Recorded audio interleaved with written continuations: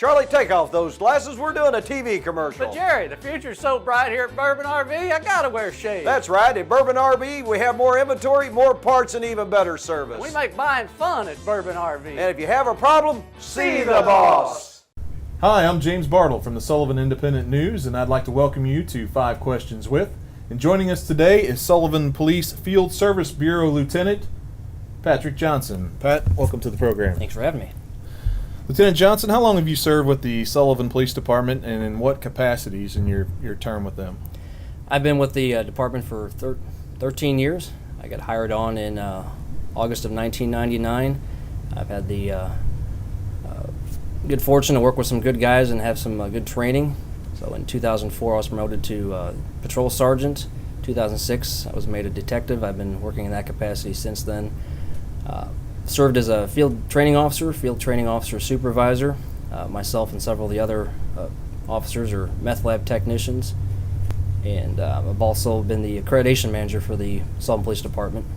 Last year, the agency was awarded with a state certification, one of the first agencies in Missouri to get that, and that's pretty much a top-to-bottom review of our policies, procedures, and practices. And while we like to think that what we're doing is professional and up to spec, it provides an outside peer review from other agencies who set a standard on what a police department should be and what they provide for the community. And upon submitting ourselves to that process, we were found to comply, and we are up to spec, as you can say. That was quite an accomplishment. I know Chief George Counts was very proud of that, and great for the department.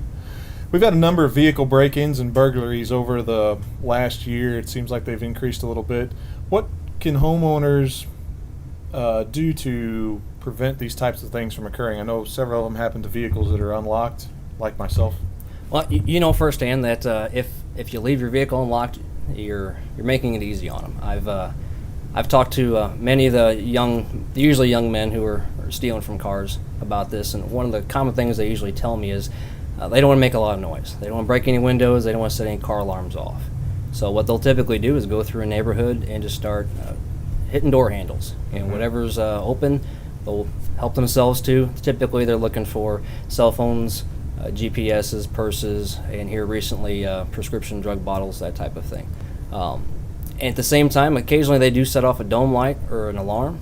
And one of the things people can do is if they hear something out at night, a car alarm going off, dogs barking, give us a call. Give us a call right away. I'd much rather have the officers respond middle of the night and there's nothing there than have to wake up a vehicle owner or homeowner the next day and say, sorry to break the news to you, your car got broke into. Right. And at the very least, if they hear something and the patrol car gets through there, well, there might be a bad guy in the area, and we may have just spooked him away, and at least we're preventing as best we can. Right, protecting their property and their things. Exactly.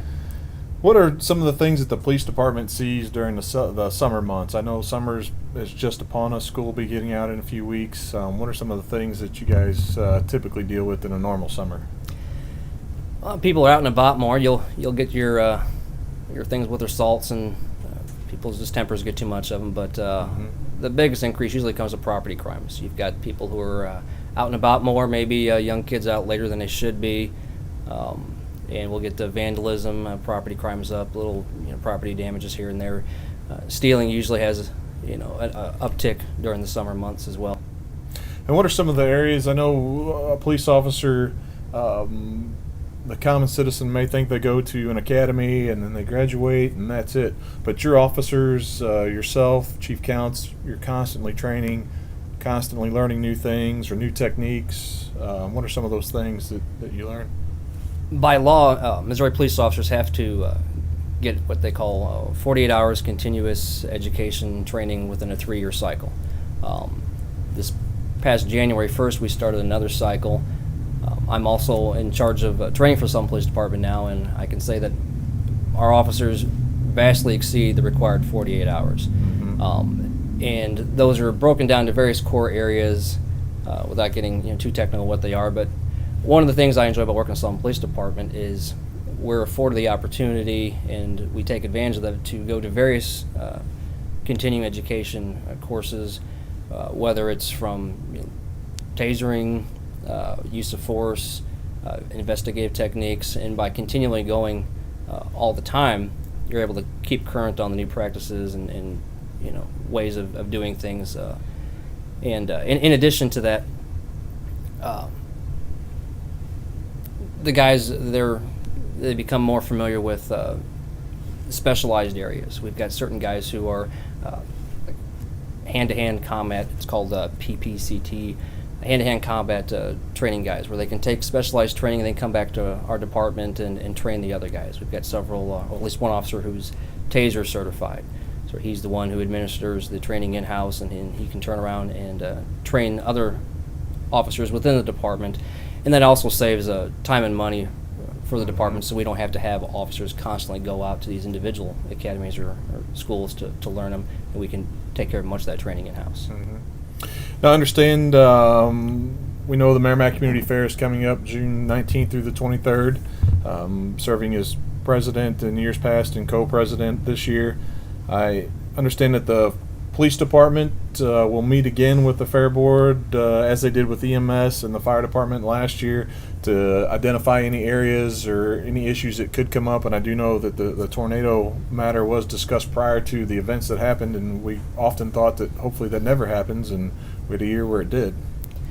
We haven't set the date yet, but I'm looking forward to meeting with yourself and the other leaders in charge of this.